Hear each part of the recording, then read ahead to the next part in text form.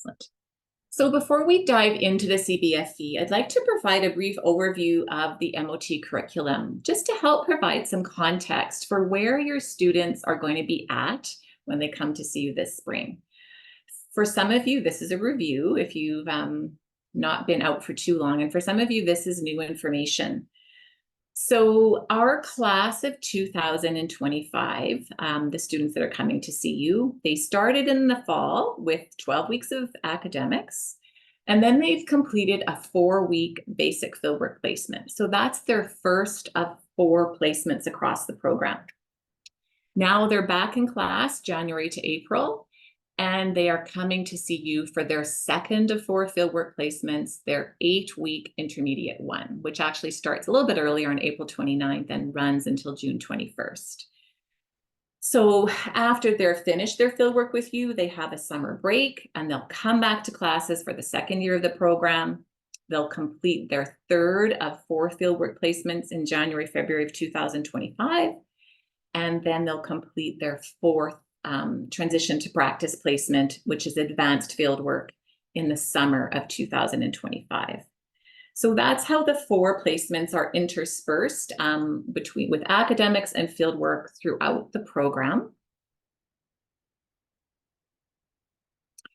This slide depicts one way that we view professional development for our U of M students as they move throughout the MOT program.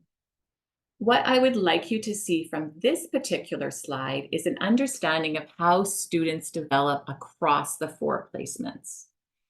So you'll see here our basic placement is our level 1, what we call exposure placement. Although I will say that we view basic as more than exposure, that by the end of basic fieldwork, we hope that our students and expect that our students are starting to become involved actively in your caseload by the end of fieldwork. And then we have this longer acquisition phase. And this is where our intermediate placements lie.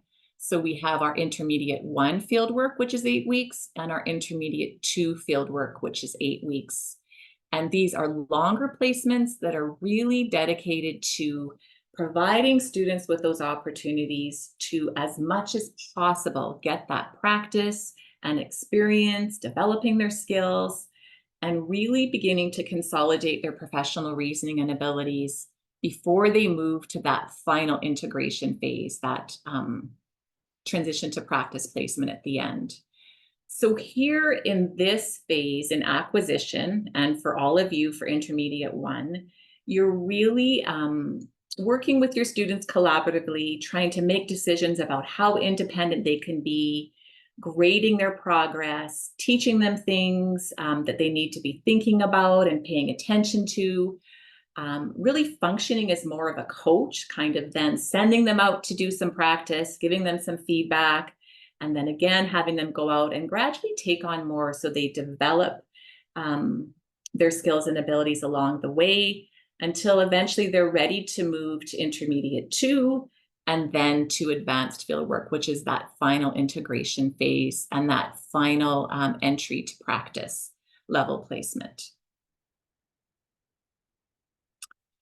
So this table here provides another way of looking at those stages. And what I really want to draw your attention to in this particular table is the levels of fieldwork. Level 1, level 2, and level 3. These levels really describe the development across the program, but they also very much are in sync with the CBFE. So the CBFE refers to level 1 as our basic fieldwork placement, level 2 as our intermediate 1 and 2, and level 3 being advanced. So something to think about for level 2 is that we know we have intermediate 1 and intermediate 2 encompassed in this level 2 range. So to help delineate, we refer to intermediate 1 as level 2A, and then intermediate 2 as level 2B.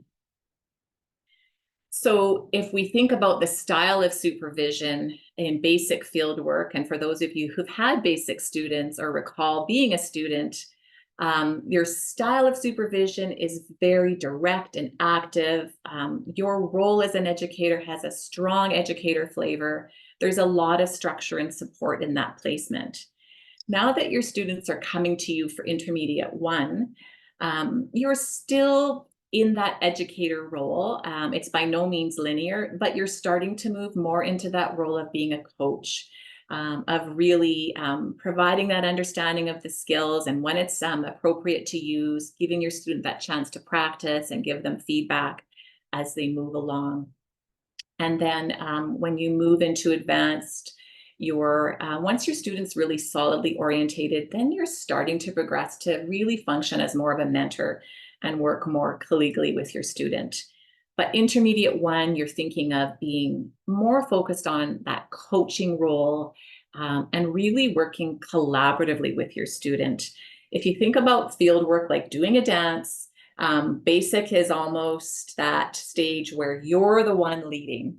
When it comes to intermediate, there's more challenges in terms of figuring out who's leading and who's doing what. You might find you're stepping on each other's toes a bit, but you start to work out a rhythm. And then by advanced, gradually your student is then starting to take more of the lead, and you're there more as a consultative person or a mentor for them. Any questions about those levels of fieldwork? Hopefully that provides you with some helpful context before we sort of set into thinking about the CBFE. This slide again just reiterates that level 2 phase, intermediate 1 and intermediate 2, where that emphasis is really on practice and experience. So giving your students as much opportunity as possible, and where possible, to have that repetition, that opportunity to practice various assessments and interventions, to really begin to start to become function more fully as a team member. So to begin to share with you and assume some responsibility for all the different components of client-centered practice. To start to try and develop their own ideas and insights. So you're starting to really prompt with questions and reflection, to also get them to consider different solutions to occupational issues and start to think about and reason through decisions about what makes sense in terms of a course of action. A lot of work starting to promote their own self-analysis and reflection. So whereas in basic, you might be giving more prescriptive answers to their questions, in intermediate 1, you're starting to encourage their thinking about why you might be prescribing a certain cushion. What are some of the criteria that are important for a client? How would this situation look different if? Really starting to encourage them to reflect more and think out loud about their reasoning. So that's a quick review of our program and a very brief overview of the expectations regarding the levels. So now I'm just going to dive a bit more into the CBFE. So in terms of the history, we started rolling out the CBFE in the fall of 2019.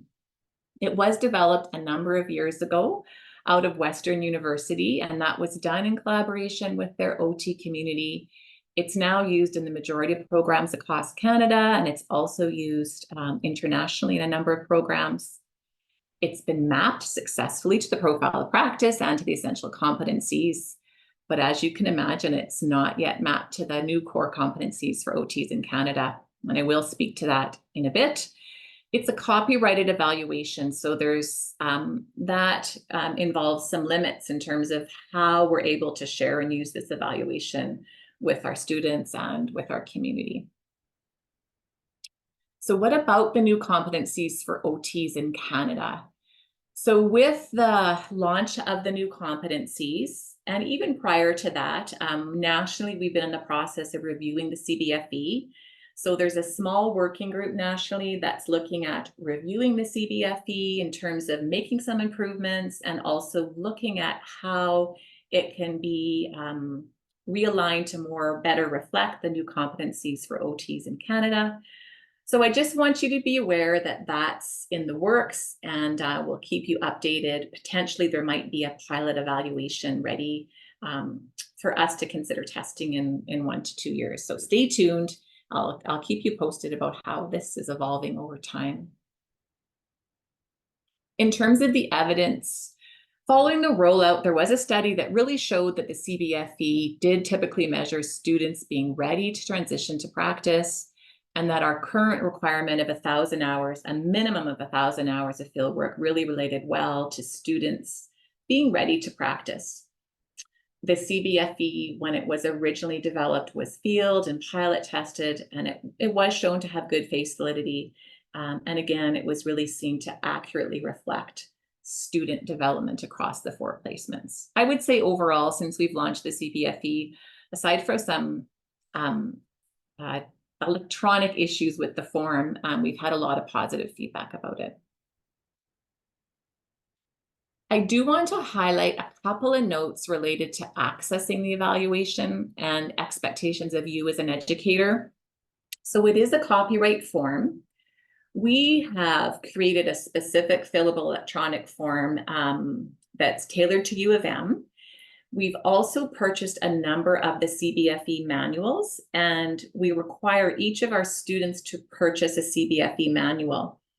And that then allows us to provide you with an electronic copy of the form, and to also provide our students with an electronic copy of the form. Excuse me. So if we do have a number of these manuals, which we have available, if you would like a paper copy of the CBFE manual, you're welcome. And you don't have one already on site, we'd love to give every site 1 copy. So if you don't have a copy and you'd like one, just let us know and we will send that to you. Something to know is that this is an evaluation similar to last time. You're completing it at midterm and final. You are not expected to indicate if it's a pass or a fail. If your student passes or fails, we don't expect you to indicate that. However, there is a box on the form that we were not able to remove that still requires you to check it. You're certainly welcome to use that box, but you're not required to. Any questions so far?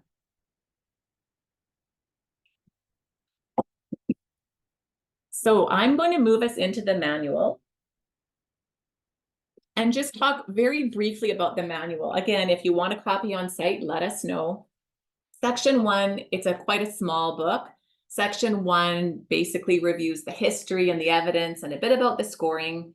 And then there's actually 2 paper copies of the evaluation. And within that, there is 7 competencies that are evaluated. And for each competency, the student also develops their own personal learning objectives. And then there's a final overall score that we ask you to input to really reflect where you see your student at in terms of their overall development. So to review, the CBFE is comprised of these 7 competencies. And for each competency, there's also an opportunity for the student to develop their own personal learning objective, or sometimes what we call their learning plan. It's completed by you as an educator at midterm and final. And it's also completed by your student. So your students all have the exact same form. The only difference with the student form is at the very end of their evaluation, there's a learning log, which really asks them to track their learning experiences. Otherwise, the form's pretty similar. The front of it has a lot of demographic information to describe the form, the placement, and a little bit about the placement level and what the setting involves. So what are the competencies? So if we think about the competencies, rather than skills, we have these 7 competencies that are really encompassing a range of knowledge, behavior, and attitudes that sort of underpin the performance for each competency. So the first one being practice knowledge, and this is really our discipline-specific theory and knowledge. It also encompasses the background knowledge that's necessary for you to function in your practice setting.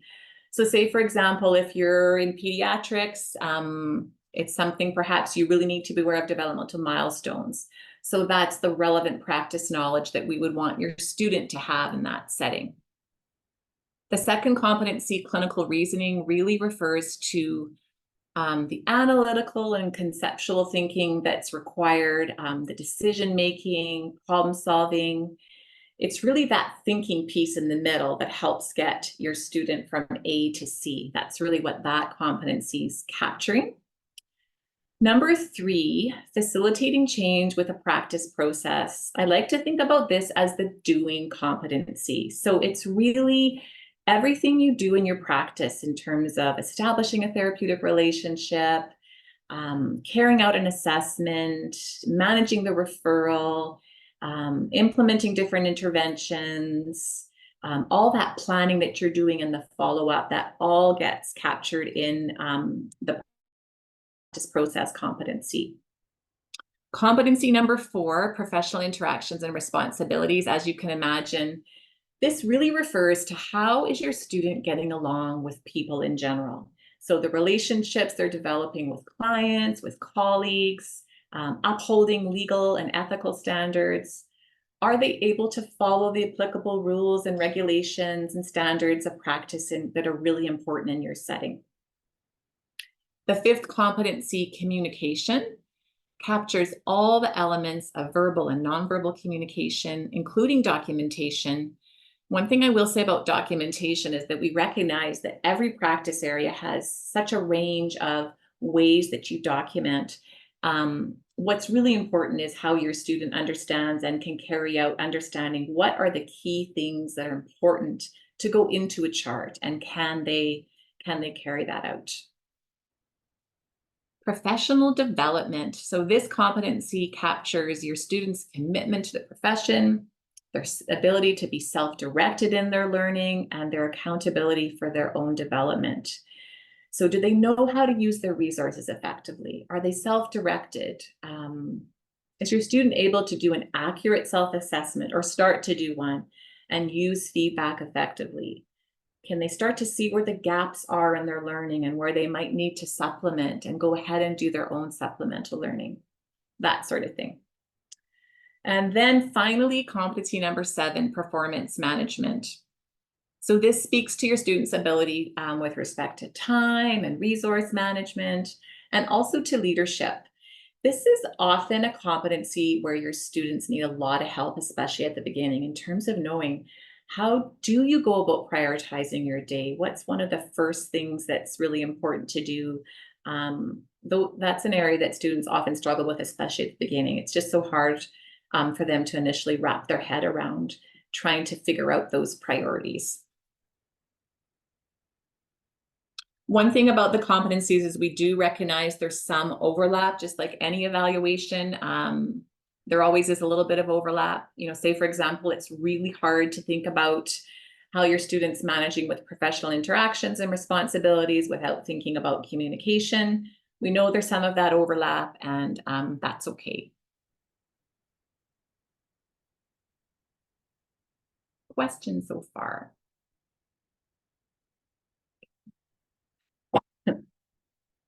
So in terms of the structure of the evaluation, for each competency, there's 2 parts.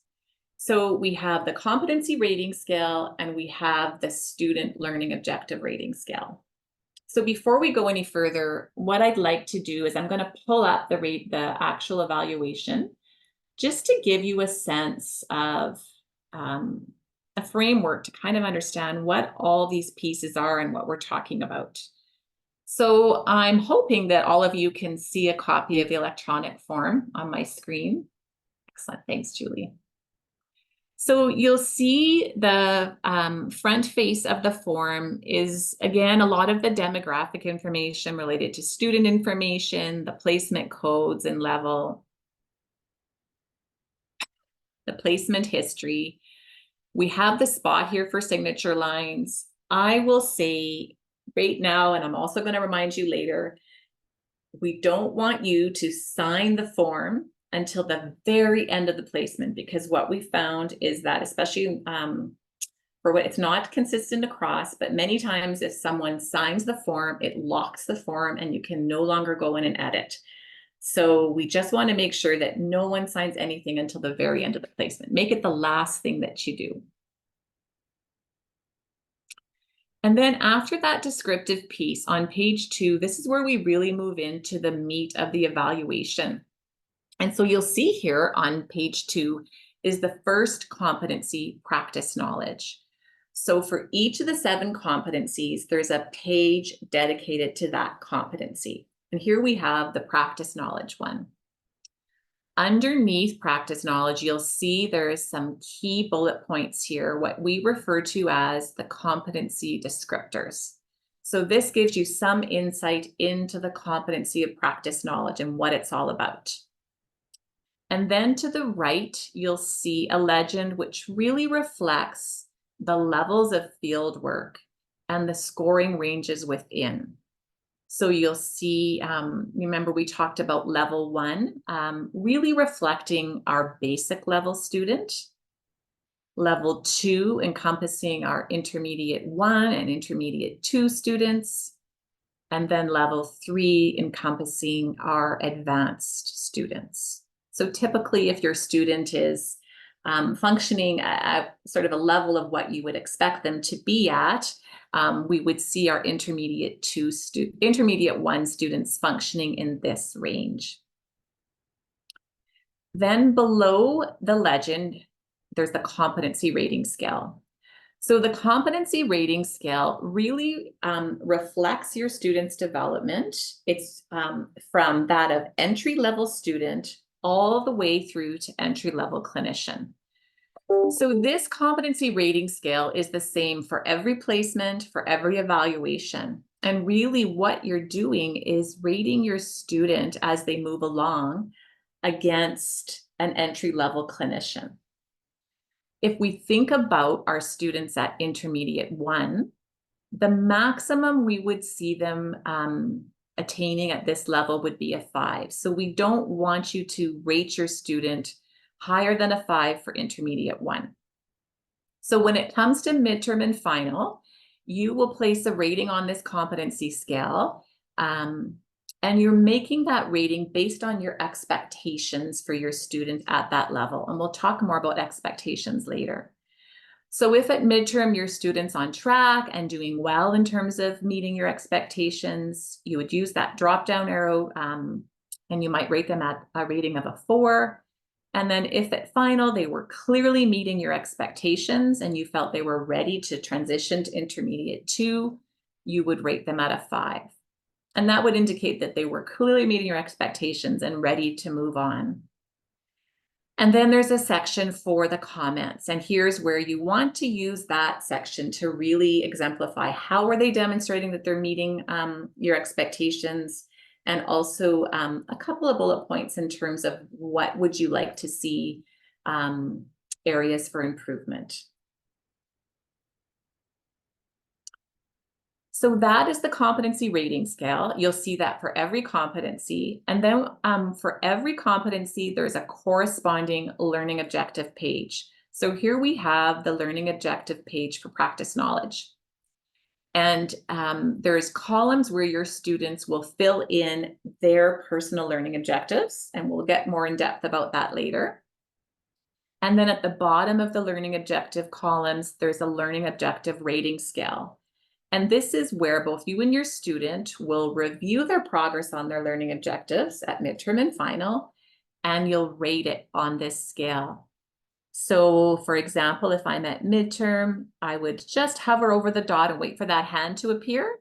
I might rate your student at this stage at midterm. Oops, sorry, I went to final. There we go at midterm. And then at final, I would go again and on the bottom rating, hover, wait for that hand to appear, and mark a rating for final in terms of where I thought my student was at with their learning objectives. So this particular pattern, the competency rating scale and the learning objective rating scale, really repeats itself throughout the whole form. So you'll see there's the same competency rating scale for clinical reasoning and the corresponding learning objective page. And the same repeats itself for all 7 competencies. I'll just go through, I'll scroll to the end slowly here. And then we get to the final, after the 7 competencies, there's a final rating of your students' performance.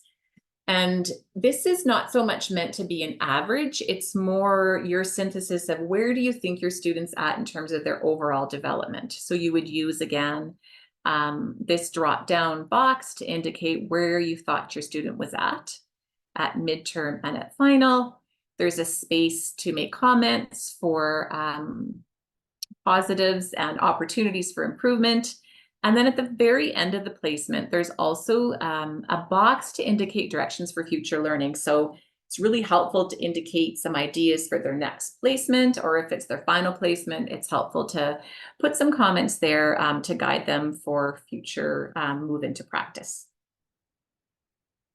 So that is a brief tour of the form. Are there any questions about the form?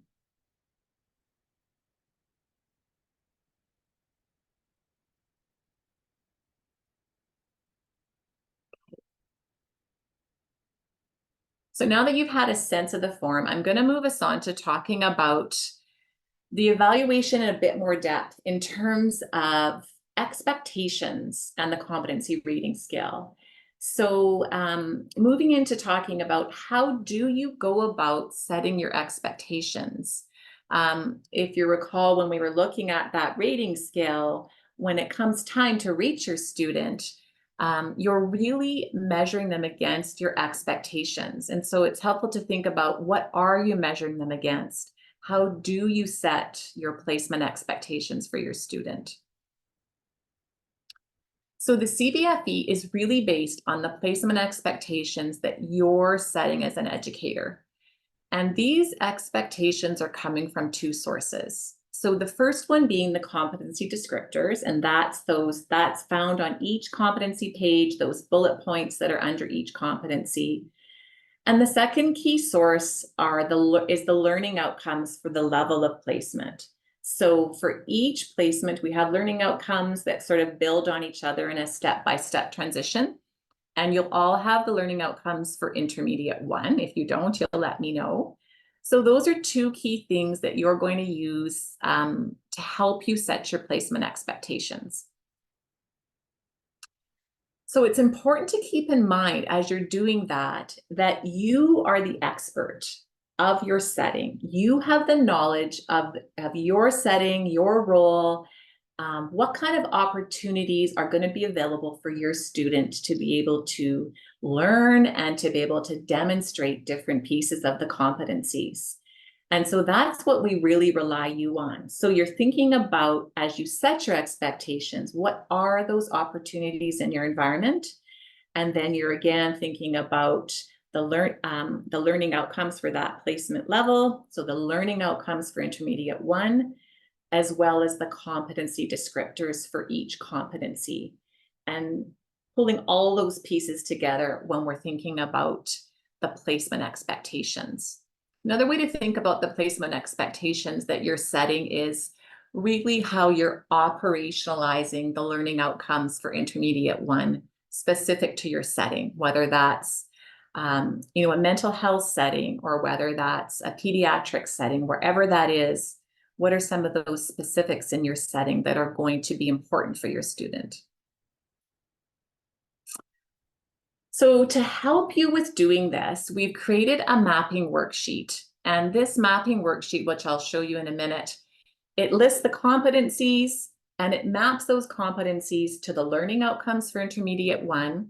It gives some examples of what those expectations could be. And then it gives you a space to fill in what that might look like in your setting. So I'm going to pull this up just briefly. So here we have this worksheet. I'm curious, just by a show of hands, how many of you have had a chance to look at this worksheet yet? I understand if you haven't, because I know there's lots on your plates. Okay. So what I would really encourage you to do before your student comes is to have a look at this worksheet.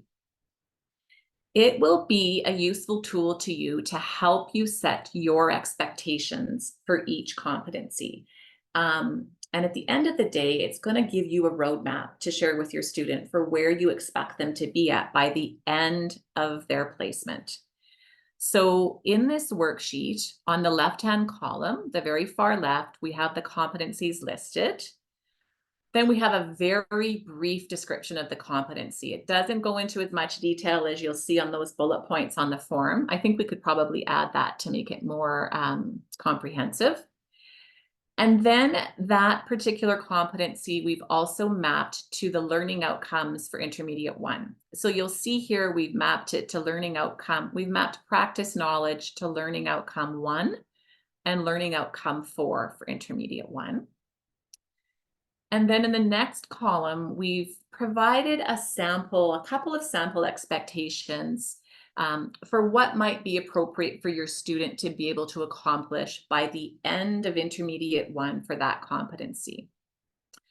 So we've done this for all 7 competencies. You'll see as you scroll down.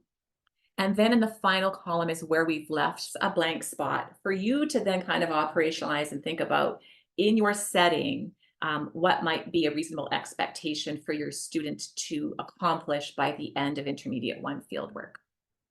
So what we've seen some educators do is they have completed this form and shared the form in its entirety with their student, and that's worked well. We've heard from other educators that they've just sort of transposed this final column into a separate document, and they've used that to sort of describe their placement expectations to their student. There's no right or wrong way. I think the key is to make sure that you're able to clearly articulate to your student, what are your expectations for each competency? So when it comes time to rating your student at midterm and final, you have a sense of what you're rating them against. And your student also has that sense or that roadmap of where they're expected to get to by the end. Any questions about that worksheet? We expect that as you get into this, you might have questions as you go along, so you can absolutely reach out to Julie or I at any time. One thing I will share as well is that we share this worksheet with students, so they know it's a tool that educators use. Some students also use it to kind of start to prepare for their placement, to think about different expectations and what might be anticipated. So it's not a secret. This worksheet is meant to be shared widely, and hopefully it's a helpful tool for you to start thinking about your expectations for your student when they come to you for intermediate 1. So again, just to review, as you're thinking about setting your expectations, you're pulling together from a number of different resources. You're thinking about what's available in your placement. Again, you're the expert. You might refer to your FS Pro and what's written in that. You're relying on the learning outcomes for intermediate 1 fieldwork. You're relying on that mapping worksheet potentially. And then also really reminding yourself that you're setting minimum expectations. So minimum expectations for where you expect your student to be at by the end of intermediate 1. So what do you minimally expect for your student to do to be able to be rated at a 5 by the end of intermediate 1? What does your student need to be able to show or do on a regular basis for you to say, yes, they've achieved your expectation for that competency and they're ready to transition to level 2? So that's the real spirit behind having a good sense of where your placement expectations, what they are for your student coming in. Questions about that at all? I'm going to keep moving us along. So what is the process? So when it comes time to midterm and final, you're going to rate your student based on your expectations, and you'll place that rating on the competency scale. This is just a paper sample. I think this part's fairly repetitive because we looked at it on the electronic copy. This is a paper sample of an evaluation for basic. So at basic, receiving a 2 at midterm and a 3 at final would really clearly indicate the student was on track. for meeting expectations, and that range fits within level 1. And then there's comments to support that. Whereas if you're looking at completing this for intermediate 1 fieldwork for your student coming your way, we would see those ratings move more into the 4 and 5 level.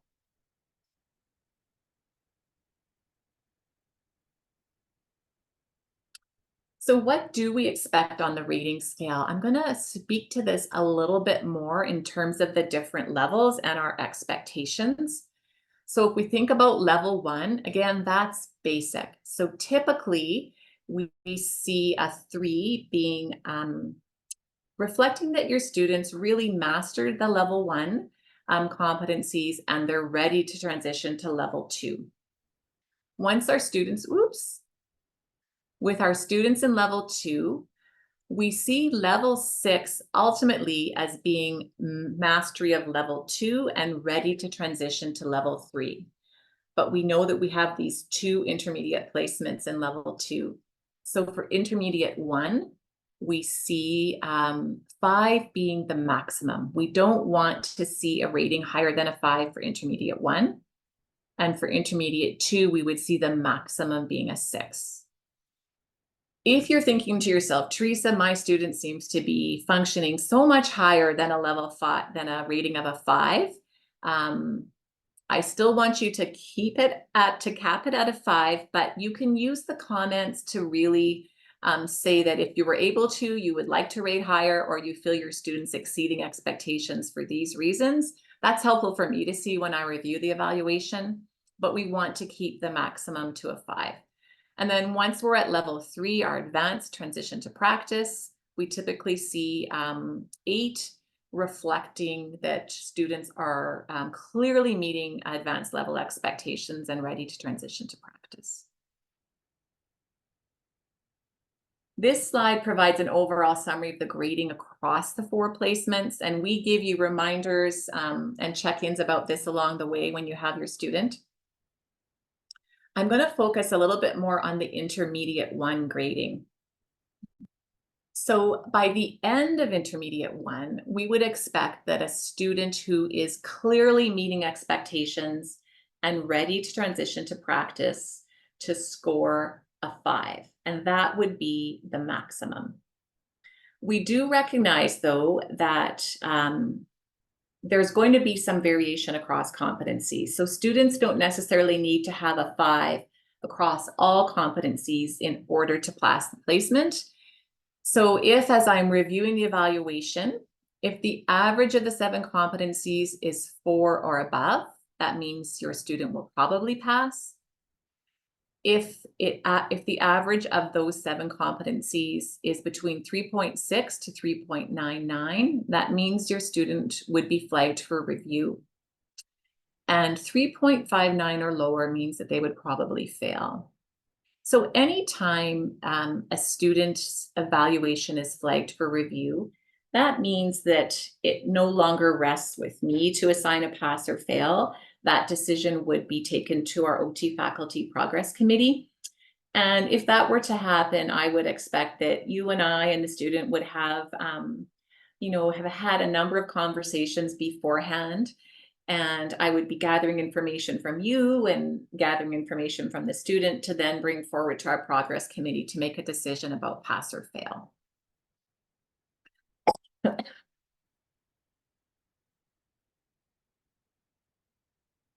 So again, at the end of the placement, I'm going to take a look at all the evaluations, and I'm really looking at those final competency marks and what the average is of those final 7 competencies, and looking at the comments to ensure that everything is really supportive of those ratings. Again, it's looking at the competency marks at final. It doesn't factor in the competency ratings at midterm, but that does not mean that the midterm ratings are not important. They certainly are. And midterm ratings are often that chance to check in and really help to share that message with your student about, are they on track? Are there areas that you have concern? So, and we're trying to set some guidelines around what would be reflective of a concern at midterm. So if your student was to be rated at a 3 at midterm, that would be reflective of some potential concern areas with that competency. And that's when we'd want you to reach out to us. And I would also ask the student to reach out to us so that we could start to work together and really look at how we can support both you and also the student to address any concerns um, for the remainder of the placement to try and really promote their success in addressing um, feedback or areas of growth that are really important for them to work on. Any questions about that?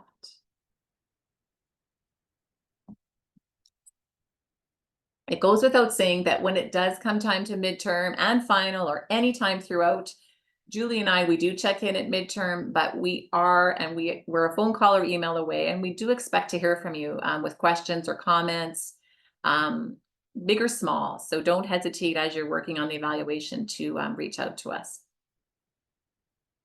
So that really covers the key components of the competencies and the expectations. The final piece of our session today, I want to review the student learning objectives.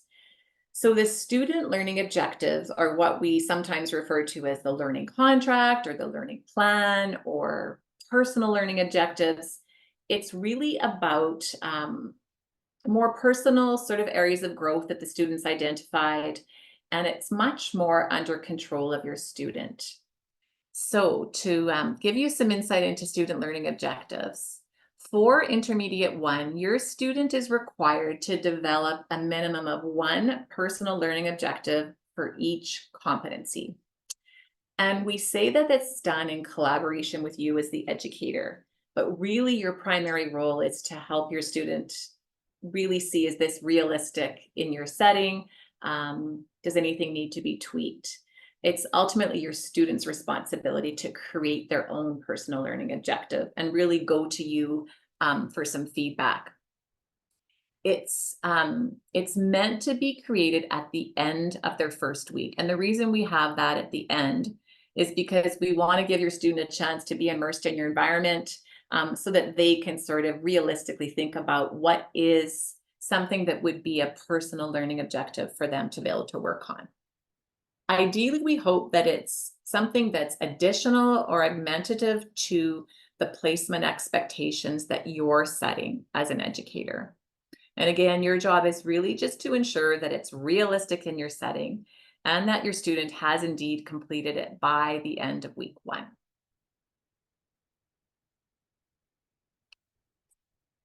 So again, when they were in basic, they just had to identify 3. And now for intermediate 1, this will be their first time doing 1 for each competency.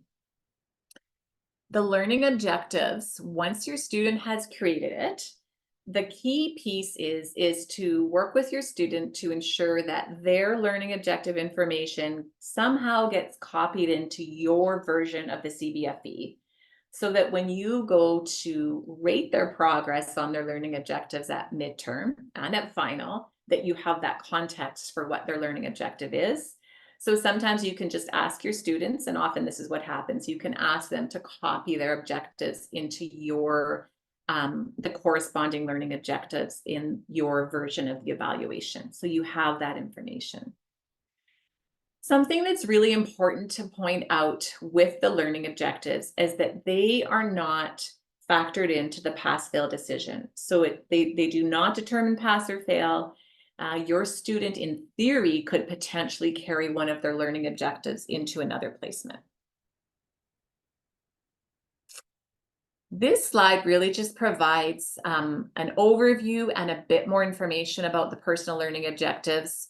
One thing I want to highlight is when it comes time to filling in the columns on the pages, there's a column to indicate what the objective is, and we encourage students to write them in a smart format as much as possible.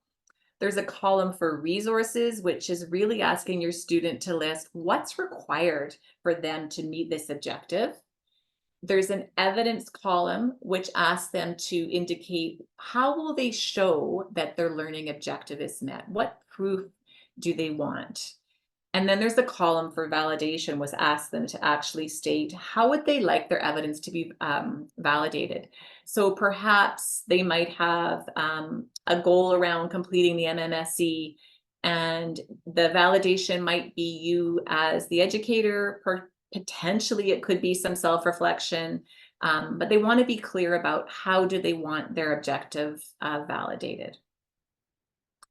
And this next slide, I believe, yeah, these are the columns where you'll have your student will fill in each of these columns when they develop their learning objectives. And then there's the rating scale at the bottom where both you and your student will rate those learning objectives.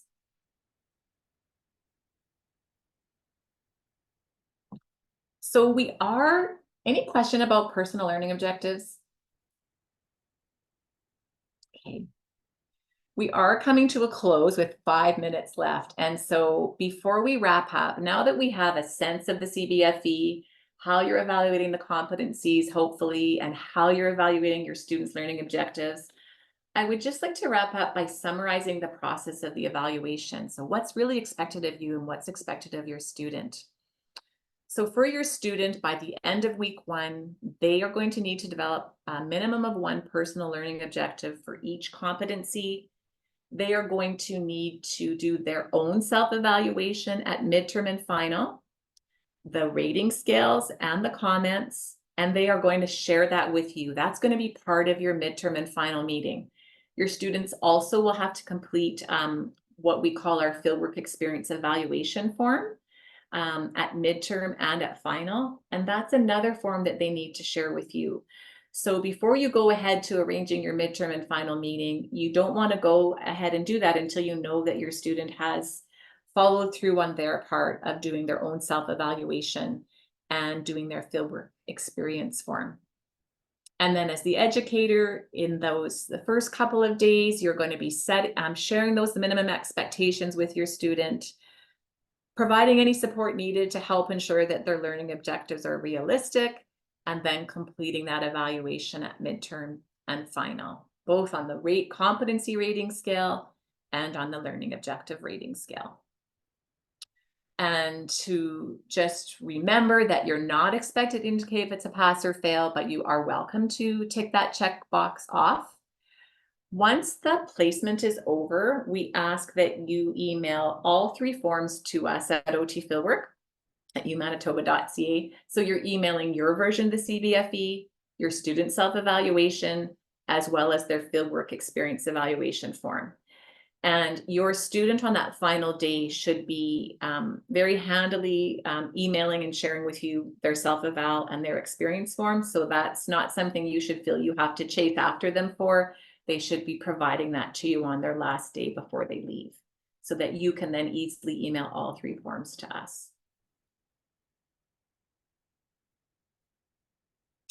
Another piece of the process of the evaluation to think about is it's helpful for your student if you have some dates in mind for when you're going to complete the evaluation. Typically, it's often in intermediate 1, it's often the Friday of the 4th week. So you want it to be around that midpoint. It could be the Monday after the weekend. Sometimes it's helpful if you can share your evaluation with your student prior to the meeting, and they can share their self-eval, so you each have some time to digest. It's also really helpful to give your student a copy so that after your meeting, they can sort of look at it and reflect on it and think about how they're going to use that feedback for the rest of the placement.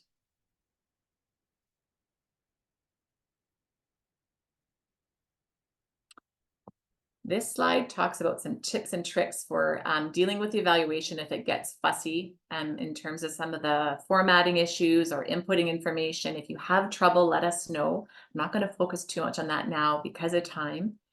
That really does bring me to the end of what I had to share. So I'm going to close off briefly and just see if there's any questions.